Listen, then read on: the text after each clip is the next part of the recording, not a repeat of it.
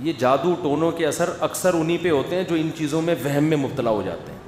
میں تو عاملوں سے کہتا ہوں جس نے جو جادو کرنا ہے, جو جن چڑیل بھوت بھیجنی ہے ہمارے گھر بھیج دے, میرے پاس بھیج دے. یہاں پہ بھیجا اب تک کسی نے ہے ہی نہیں. یہ سالے پٹھان ہوٹل سے 2 پراٹھے نہیں اٹھا کے لا سکتے, اتنا بڑا جن اٹھا کے کیسے لے جائیں گے؟ یہ اتنا بڑا جن کہاں سے لے کے جائیں گے؟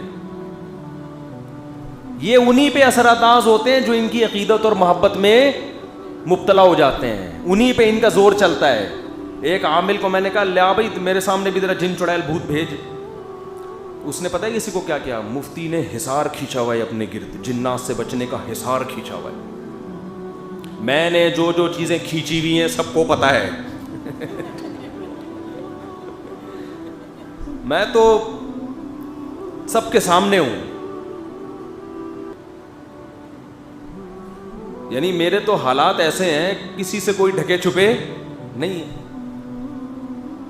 ادھر نکل کے گھر جائیں گے, گھر بھی ہمارا اللہ برکت دے, اور اس میں کوئی میرا خفیہ کمرہ بھی نہیں ہے گھر میں. ادھر سے گئے, کس وقت حصار کھینچا, حصار ہوتا کیا ہے, یہ کھینچتے کیسے ہیں, ہمیں تو یہ بھی نہیں پتا. مجھے تو لوگ کہتے ہیں آپ خانقاہ کھولیں, آپ بیٹھ کے لوگوں کو ذکر کرائیں. میں کہتا ہوں مجھے کون بٹھائے گا اس میں؟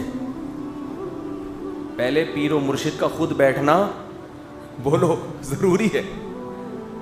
ہم نے تو ایسے ایسے پنگے لیے ہوئے ہیں کہ ہمارے لیے بیٹھنا ممکن ہے ہی نہیں. وہ پنگے شادیوں والے, سکون سے بیٹھنا ہمارے لیے ممکن ہے ہی نہیں. ادھر سے نکلے کوئی نہ کوئی بچہ پرچی لے کے آیا ہوا ہوتا ہے, 6 انڈے لکھا ہوا ہوگا اس میں. ایسا آدمی سکون سے بیٹھ سکتا ہے؟ اس کے سر میں درد ہے, اس کی ٹانگ میں درد ہے, اس کے کھوپڑی میں کچھ ہو گیا, آج اس کے پھوڑے نکلے ہوئے ہیں, ٹھیک ہی نہیں ہو رہے. ہمارے نانا اللہ مغفرت فرمائے, ان سے کوئی پوچھتا تھا کہ وہ بھی امام تھے مسجد کے, مولوی صاحب گھر میں خیریت ہے؟ وہ کہتے تھے خیریت کم بختوں کے ہاں ہوتی ہے, جن کے آگے پیچھے کوئی ہو ہی نہیں. جیسے انگریز ہوتے ہیں نا, ایک آدمی ایک گرل فرینڈ ختم. میں تھائی لینڈ میں تھا, بڑے بڑے بنگلے دیکھے, میں نے کہا یار یہاں تو بڑی بڑی فیملی ہے. انہوں نے کہا کوئی بڑی بڑی فیملی نہیں ہے, ایک بڈھا ایک بڈھی, تو ان کے تو خیریت ہی ہوگی. جس کے گھر ہوتا ہے, بچے ہوتے ہیں, بھتیجے ہوتے ہیں, پوتے ہوتے ہیں, نواسے ہوتے ہیں, داماد ہوتے ہیں, بہویں ہوتی ہیں, اس کے یہاں خیریت نہیں ہوتی. اور یہ خوش قسمتی کی بات ہے, خاندان ہے. تو ایسی خیریت ہمیں نہیں چاہیے جو گوروں والی, کو بندہ ہی نہیں ہے تو خیریت ہی خیریت ہے. غریب آدمی کی خیریت ہی ہوتی ہے. کیا خیال ہے؟ جیب میں پیسے ہی نہیں ہے, لٹنے کا خوف ہی نہیں ہے, جیب میں باہر نکال کے خیریت کے ساتھ سفر کر رہا ہوتا ہے. کیا خیال؟ ایسا ہی ہے نا, چڈی بنیان میں بھی گھوم لے کوئی پوچھنے والا, کیونکہ پرسنالٹی نہیں ہے, کوئی بے عزتی کا خوف نہیں ہے. تو دھوتی بنیان میں بھی گھومے گا.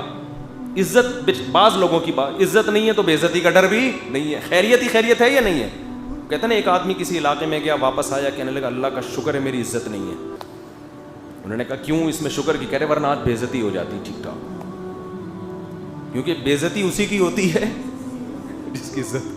تو جب عزت بھی نہیں ہے, دولت بھی نہیں ہے, شہرت بھی نہیں ہے, تو خیریت ہی خیریت. جیبیں نکال کے گھومو, کپڑے پہن کے گھومو, وداؤٹ لباس گھومو, خیریت ہی خیریت. تو یہ جو فیملی پلاننگ والے تمہیں بتا رہے ہیں نا 2 بچے ہی اچھے, اس میں یہ والی خیریت ہے کہ نہ کوئی خاندان ہے, نہ کوئی عزت ہوگی, نہ کوئی گھر میں محبت ملے گی, کتوں سے دل بہلاؤ گے, تو خیریت ہی خیریت ہے. اللہ سے ایسی خیریت سے پناہ مانگا کرو جو انگریز والی خیریت ہے. اللہ سے, جاپانیوں کے بڈھے جو آپ جا کے دیکھو, خیریت ہی خیریت ہے گھر میں. اس خیریت سے بور ہو جاتے ہیں, بندے بلواتے ہیں رینٹ پہ اپنی تنہائی دور کرنے کے لیے. جاپان میں جیسے ہمارے ہاں اوبر اور کریم ملتی ہے نا رینٹ پہ, ان کے ہاں بندہ ملتا ہے رینٹ پہ. کہ نسل تو ہے نہیں, اب آؤ یار بڑھاپے میں کچھ. وہ 1 گھنٹے کے پیسے لیتا ہے, 1 گھنٹے میں آپ سے گپ شپ لگائے گا, جیسے ٹائم پورا ہوا چلو بھائی. تو یہ والی یہ خیریت تو اس کے یہاں بھی ہے.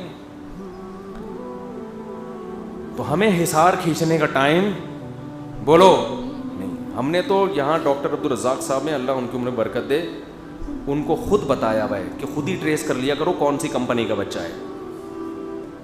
ٹھیک ہے نا, یہ والا پہلے آ چکا ہے یا نہیں آیا, ہمارے پاس دماغ نہیں ہے. وہ لے آتے ہیں نا کہ یہ وہی والا ہے جس کو کل دوا دی تھی یا یہ دوسرا والا ہے.